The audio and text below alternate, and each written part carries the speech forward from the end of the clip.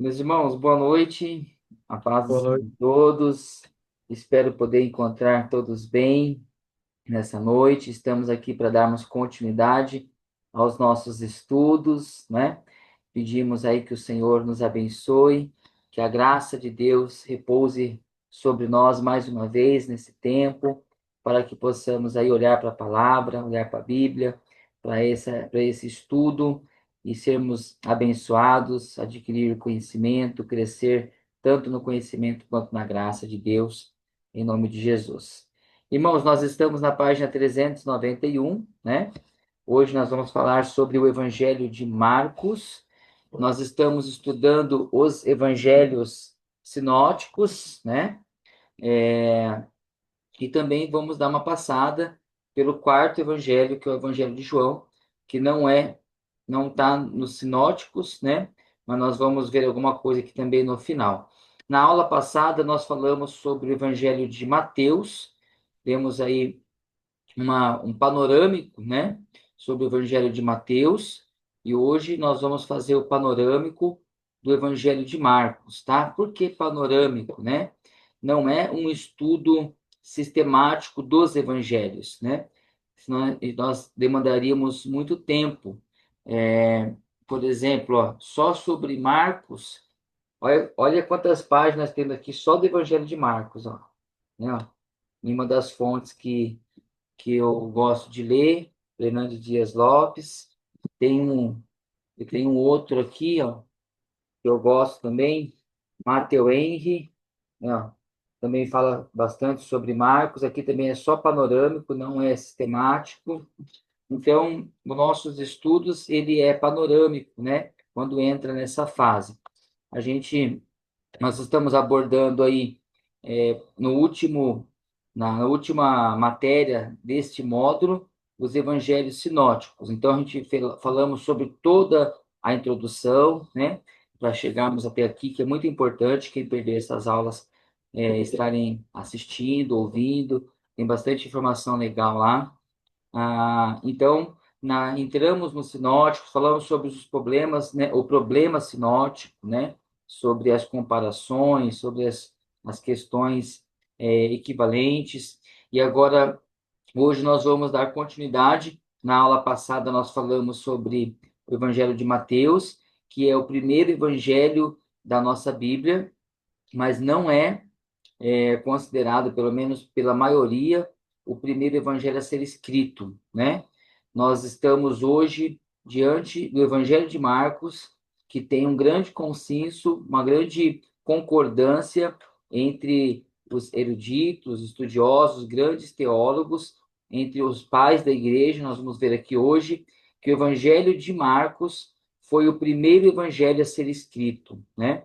Então, acredita-se que tanto Mateus quanto Lucas bebeu da fonte de Marcos, né? E os três beberam também de uma outra fonte, né? A qual nós vimos na aula, algumas aulas passadas. Nós temos a fonte Q, temos alguns ditos de Jesus que são aí informações que nós temos dos judeus antigos, né? Dos pais da igreja. E nós vamos ver também aqui hoje algo bastante interessante, que Marcos, né, além dessas fontes que ele bebe, a maior parte do Evangelho de Marcos é escrito sobre as falas de Pedro, né, sobre aquilo que Pedro vivenciou, e conforme ele lembrava, ia falando, Marcos ia registrando. Então a gente vê que Marcos, né, o Evangelho de Marcos, ele foi escrito sobre a maioria da parte dele, né, sobre aquilo que Pedro viveu com Jesus, né? Ouviu Jesus, então ele transmitiu. Então é uma fonte de um dos apóstolos aí de Jesus, tá certo? Então gostaria de abrir a Bíblia com vocês no Evangelho a ser estudado, que é o Evangelho de Marcos. Abra comigo lá a Bíblia em Marcos, capítulo 1.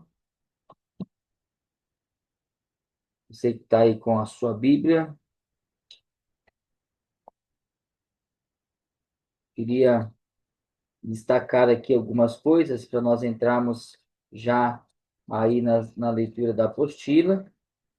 ah, algo que precisa, nós vamos ter bastante, vamos ver bastante ao decorrer do estudo de hoje, né? Todo mundo achou aí, né? Vamos olhar aí Marcos capítulo 1, o verso 1.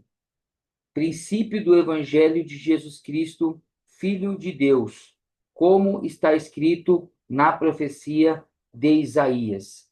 Grifem isso aí na sua Bíblia, que talvez vocês passaram desapercebido, né? Nós passamos desapercebidos por isso, mas nós temos aqui uma informação, princípio do Evangelho, né? Marcos, ele traz uma das grandes diferenciais de Marcos. Nós vamos ver que ele anuncia o princípio do Evangelho, né? Quer dizer, o Evangelho está a como se diz, aberto, né? Já deu a largada, o evangelho iniciou, né? Já teve o início. Nós vamos ver essa palavra, por exemplo, lá em Gênesis, né? No princípio criou Deus. Nós vamos ver essa palavra lá em João, quando vai falar do verbo que se fez carne, né? No princípio o verbo era Deus, estava com Deus, né? E nós vemos agora o Marcos, né, o evangelista João Marcos, falando desse princípio, o princípio do evangelho, né? Dando aí abertura, anunciando aí a abertura do evangelho, das boas novas de Jesus, né? O verso 14 também é interessante nós lermos, né? Depois de João ter sido preso, Jesus foi para a Galileia, pregando o evangelho de Deus. E ele dizia: o tempo está cumprido e o reino de Deus está próximo. Arrependam-se e creiam no Evangelho. Então, ele traz aqui, ó, esse início, esse princípio do Evangelho, né? Pregando o Evangelho de Deus, né? Ó.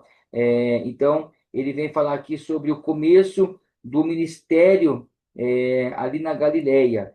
Outro texto que nós vamos dar uma olhada o Evangelho de João ainda, né?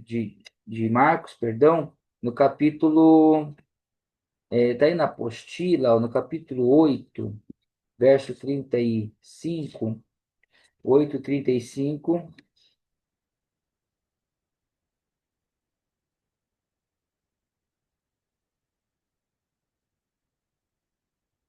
Pois quem quiser salvar a sua vida, a perderá. E quem perder a vida por minha causa e por causa do Evangelho, esse a salvará.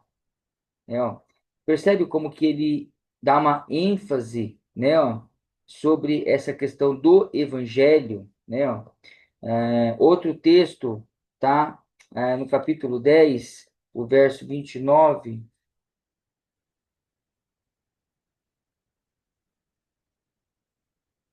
Jesus respondeu: em verdade lhes digo que não há ninguém que tenha deixado casa, irmão, irmãs, mãe, pai, filho, ou campo por minha causa e por causa do evangelho. Tá vendo? Né? Ó? Ele vem enfatizar essa palavra evangelho, né? Ó? Então, é muito interessante essa diferença que nós vemos aí no Evangelho de Marcos. Aí na apostila, na página 391, nós temos uma introdução que vai dizer que o Evangelho de Marcos é o mais antigo, né? E cerca de 90% dele é reproduzido em Mateus e Lucas. Ele começa a narrativa como ele termina, de evangelho, do grego evangelion, que significa boas novas, né? Marcos deixa claro a sua introdução que ele não vai fazer um simples registro histórico, mas que vai apresentar as boas novas de Jesus, né? Ou as boas notícias que Jesus pregou. Então ele vem falando sobre a pregação de Jesus, trazendo aqui essas boas novas, né? Então, esse termo evangelho não era empregado como um título de um livro, né? Não ocorreu antes de Justino, em meados do segundo século. Ele usa esse termo com mais frequências do que os demais evangelistas. Nós vamos ver 8 vezes, né, aqui no Evangelho de Marcos, esse termo evangelho. E acerca de concordância que ele usou do termo evangelho para descrever um gênero literário deriva-se do seu uso no primeiro verso do primeiro capítulo deste evangelho, como nós fizemos aí a leitura, né? O autor, o evangelho não menciona a sua autoria, entretanto, a autoria de Marcos nunca foi seriamente colocada em dúvida, né? O testemunho da igreja primitiva é unânime em afirmar que João Marcos escreveu o evangelho segundo leva o seu nome, né? Segundo Marcos. Provavelmente foi acrescentado quando os evangelhos foram reunidos e houve a necessidade de distinguir a versão de Marcos dos demais evangelhos, né? Então, o título segundo Marcos. João Marcos, né? Nós vamos ver aqui mais para frente, mas é o primo de Barnabé, né? Que nós temos aí informações durante a leitura bíblica, nós temos essa informação em Atos dos Apóstolos, né? Temos outros textos aí. Nós temos algumas evidências, né, tanto externas quanto internas desta autoria, né, dessa pessoa do evangelista João Marcos. Então, Papias, né, de 125 depois de Cristo, citado por Eusébio, afirma que Marcos foi intérprete de Pedro, dizendo que ele, Marcos, escreveu acuradamente tudo o que ele lembrava, sem, contudo, relatar em ordem ou que era dito feito pelo Senhor. Nós temos isso, né, essa informação do historiador Eusébio. Então, ele vem afirmar que Marcos, né, foi o intérprete de Pedro. Então, nós vamos ver uma grande concordância sobre isso, tá? Que Marcos ele vem falar, escrever tudo aquilo que ele ouvia de Pedro, né? Então, Justino Marte, de 150, cita o Evangelho de Marcos como sendo memórias de Pedro. Olha que interessante, né? Então, ele vem falar mais uma evidência externa de uma pessoa falando que o evangelho é a memória de Pedro, tudo aquilo que Pedro viveu com Jesus, andou, presenciou, ele foi recitando, né? E Marcos foi escrevendo. Irineu, na sua obra contra as heresias, ele afirma que Marcos, o discípulo, é intérprete de Pedro. Também nos ofereceu por escrito aquilo que foi pregado por Pedro, né? Então outra afirmação aí sobre esta verdade. Clemente de Alexandria, de 190, afirma: Marcos escreveu seu evangelho da matéria pregada por Pedro. Olha que forte, né? E Tertuliano, Orígenes e Eusébio também atribuíam o evangelho a Marcos. Então, essas são evidências externas da sua autoria. Algumas evidências internas, a descrição detalhada do cenáculo onde Jesus e os discípulos tomaram a Páscoa, verso 14 e 12, né? Capítulo 14, versos 12. Pode indicar que foi a casa da mãe de Marcos. Nós também vemos isso lá em Atos 11, 12. Era muito comum, né? Nós vemos, né? Na verdade, muito comum não. Nós temos essa informação a partir de Lucas, que Jesus ia na casa de Marcos, na mãe de Marcos, né? Então, nós temos aí essa informação que também é muito rica, fazendo aí entendermos um pouco mais sobre o Evangelho. O autor deve ser o jovem que fugiu do jardim, Marcos 14, 51, 52. O autor era de uma família com Jerusalém e a Palestina. Conhecia a língua aramaica, conhecia as instituições e costumes dos judeus. Isso apontava para um judeu como Marcos. Os pronomes, os pormenores, perdão, do Evangelho indicam que a fonte do livro fora uma testemunha ocular. O Evangelho de Marcos segue o mesmo esboço geral do sermão de Pedro na casa de Cornélio, Atos 10, 34 a 43. Né? Então, nós vemos aí que o Evangelho de Marcos, né, ele segue o mesmo esboço daquele grande sermão de Pedro que nós temos lá na casa de Cornélio, em Atos capítulo 10. E quem era Marcos, né? O homem Marcos, a pessoa Marcos? A sua mãe era Maria, que tinha uma casa em Jerusalém. O seu nome completo era João Marcos, né? João é o seu nome hebraico, né? E Marcos, provavelmente romano, latim. Foi o primeiro, foi o primo de Barnabé, como a gente já disse aqui no início. Nós temos essa informação lá em Colossenses, capítulo 4, verso 10. Acompanhou Paulo e Barnabé na primeira viagem missionária e mais tarde abandonou-os. Esteve com Paulo na primeira prisão e provavelmente com Pedro em Roma. Pediu a Timóteo para buscá-lo.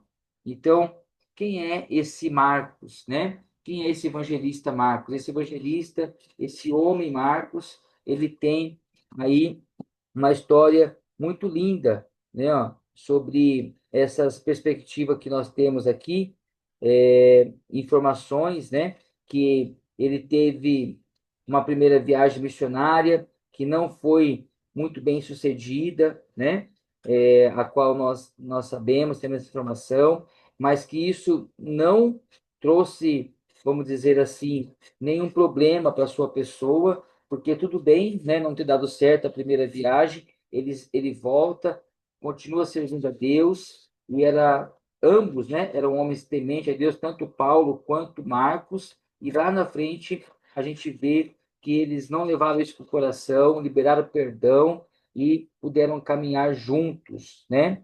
Então, duas coisas nos chamam a atenção, né? Acho que não está na apostila aí, mas vou deixar aqui algum acréscimo para vocês, né? Ó. A primeira é a identidade de Marcos, descrita nas Escrituras. O nome dele completo, como a gente viu aqui, é João Marcos, né? Sendo João o seu nome hebraico e Marcos o seu nome romano.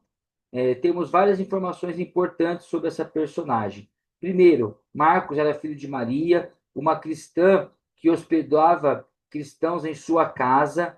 Nós temos essa informação também lá em Atos 12, 12. Isso significa que João Marcos ele vinha de uma família boa, né? De uma família aquinhoada de bens materiais e tinha familiaridade com a igreja desde a sua juventude. Tem uma família ativa, né? Uma família cristã ativa.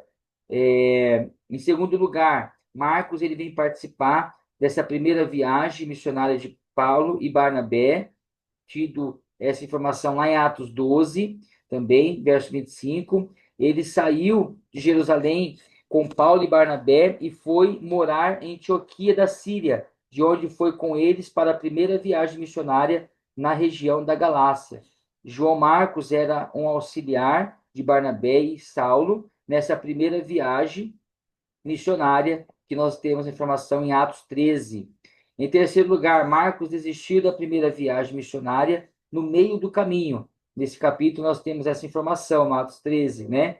Nós não sabemos precisamente as razões que levaram Marcos a deixar, né, essa viagem, mas nós temos aí algumas sugestões, né? Que ele pode ter, Paulo pode ter decidido largar a região costeira e ir para o interior, onde os perigos eram imensos. Paulo passou a ocupar a liderança da viagem, até então ocupada por Barnabé, e a insegurança característica de sua própria juventude e inexperiência, né? Então, são algumas hipóteses, né, que a gente vê. E depois ele vai fazer a sua segunda viagem missionária, né? Marcos, ele é rejeitado por Paulo na segunda viagem missionária de Paulo, melhor dizendo, e essa rejeição de Paulo ao jovem, ele traz uma repercussão profunda na agenda missionária da igreja e no relacionamento dos dois grandes líderes, Paulo e Barnabé, né?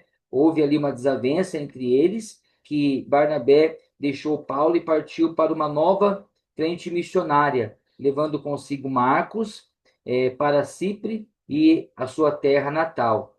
E nós também temos a informação que Marcos, né, esse primo de Barnabé, lá em Colossenses 4:10, esse fato revela que a família de Marcos era bastada, né? Ó. A sua mãe tinha uma casa que servia de lugar de encontro da igreja primitiva e Barnabé era um homem de posses. Isso também lança luz sobre o fato de que Barnabé, além da sua característica de consolador, não desamparou Marcos, né, o seu primo.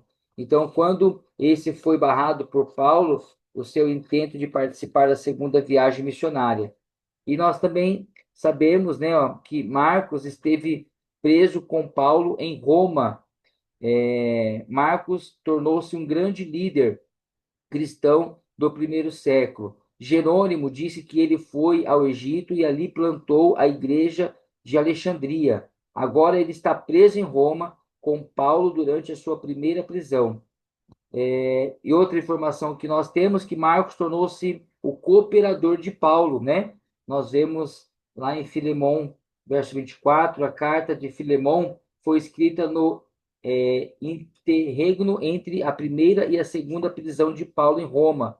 Paulo destaca que, nesse tempo, Marcos era o seu cooperador, né? Então, Marcos foi chamado por Paulo para assisti-lo no final da sua vida, como nós temos essa informação lá em 2 Timóteo 4:11. Né? Marcos estava em Éfeso quando Paulo foi preso pela segunda vez. Agora Paulo, num calabouço romano, aguardando o seu martírio, reconhece que o jovem, né, Marcos, dispensara lá no passado lhe foi útil ou era útil e desejava tê-lo como seu cooperador no momento final da sua vida.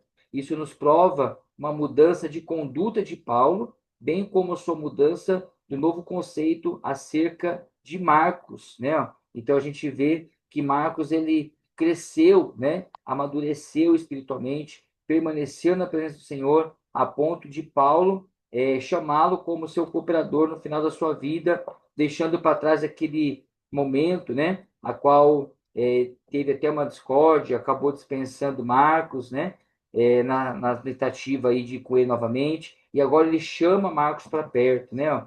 Então, nós temos aí uma grande lição sobre tudo isso, né, ó.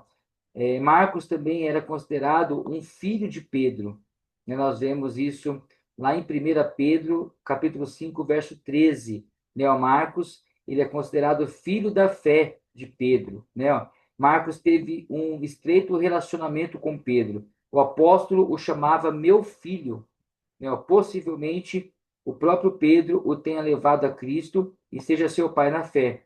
Quando Pedro saiu da prisão, foi para a casa de Maria, a mãe de Marcos, onde a igreja estava reunida.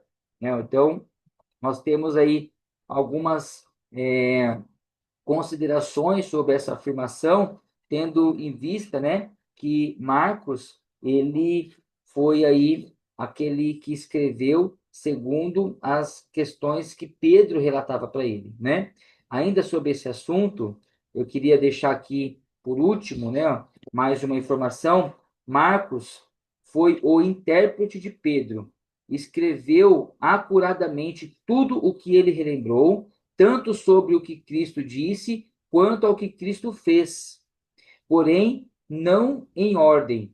Embora Marcos não tenha ouvido nem acompanhado o Senhor, mas mais tarde acompanhou Pedro, de quem recebeu todas as informações, de tal maneira que ele não cometeu nenhum engano em seu relato, não omitindo nada do que ouviu, nem acrescentando qualquer falsa afirmação acerca do que recebeu.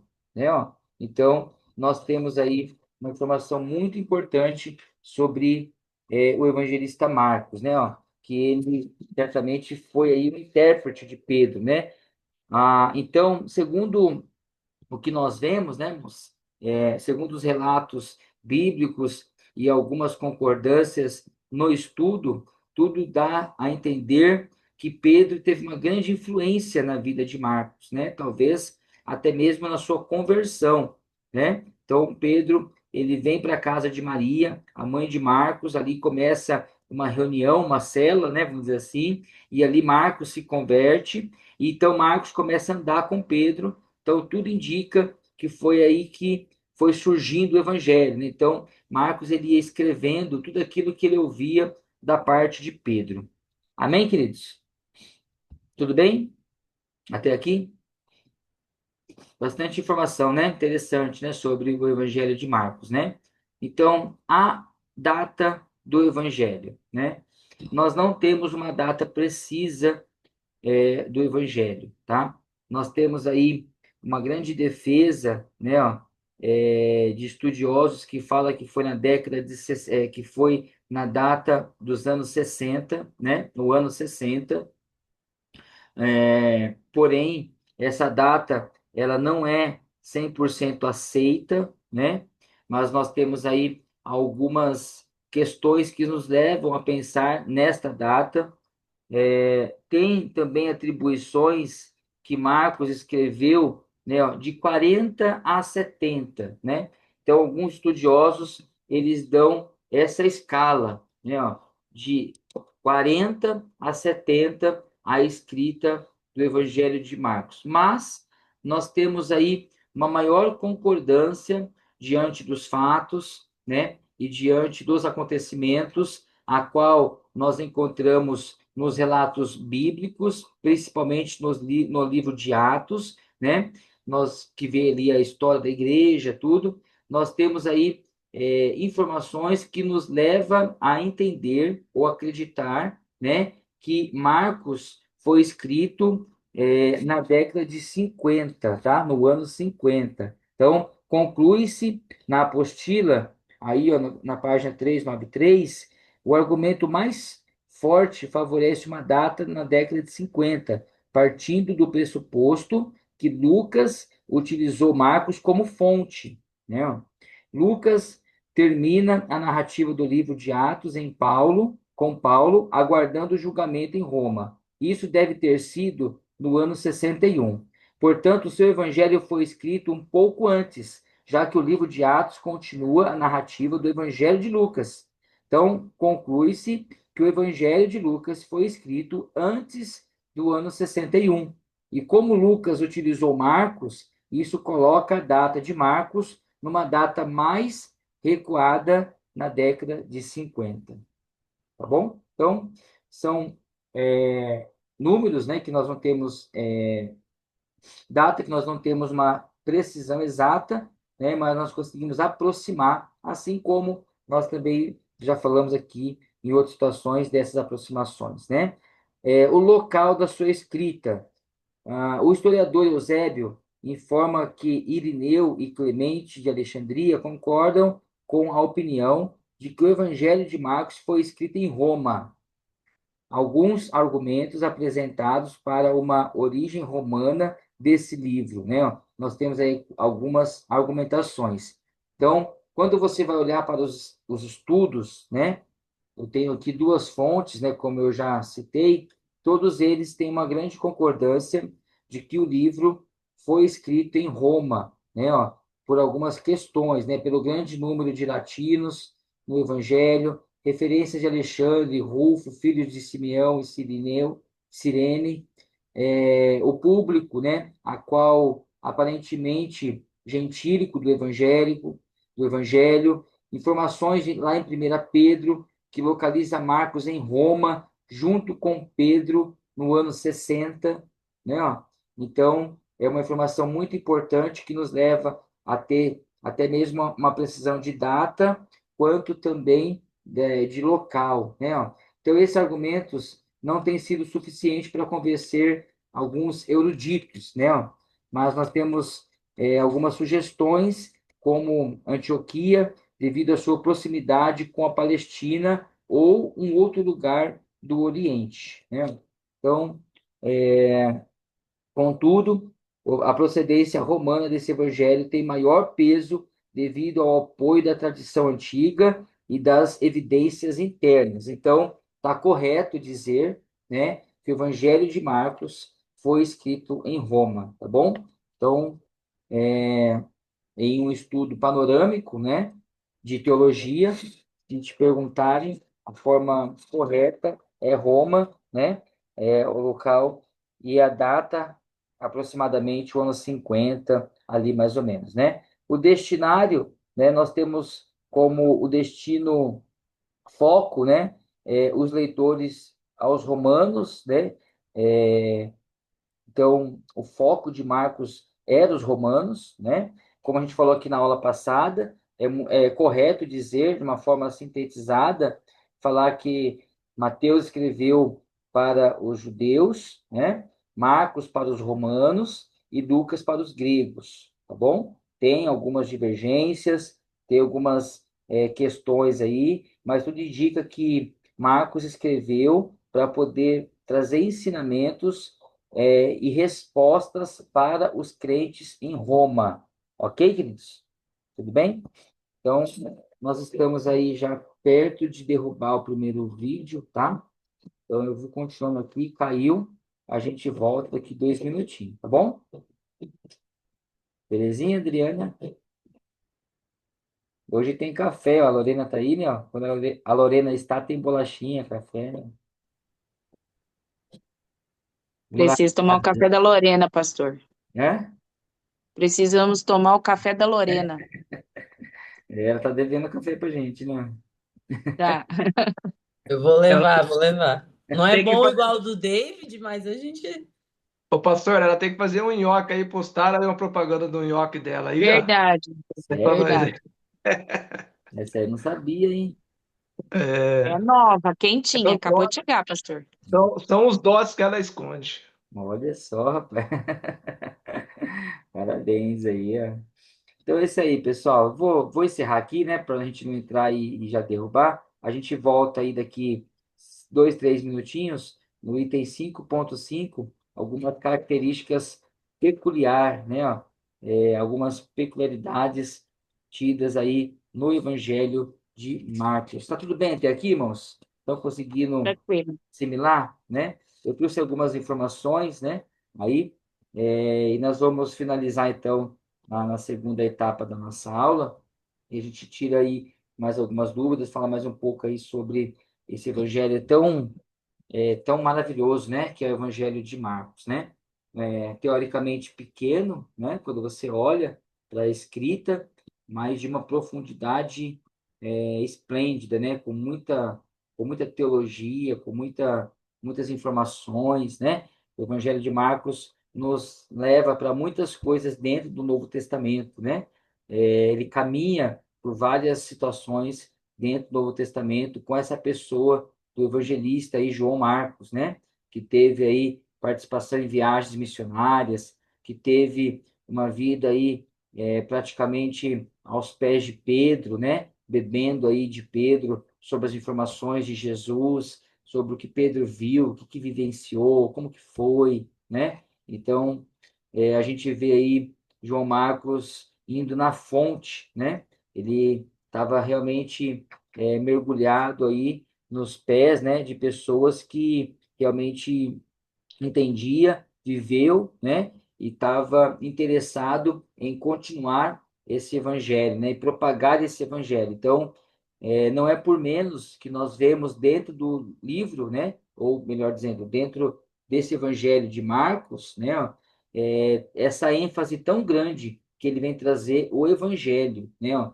Eu achei muito legal isso, né, ó, o princípio do evangelho de Jesus, né? Então, a gente às vezes passa desapercebido por essa informação, né? Ó, o princípio do Evangelho de Jesus, tá bom? Então, achei muito legal isso.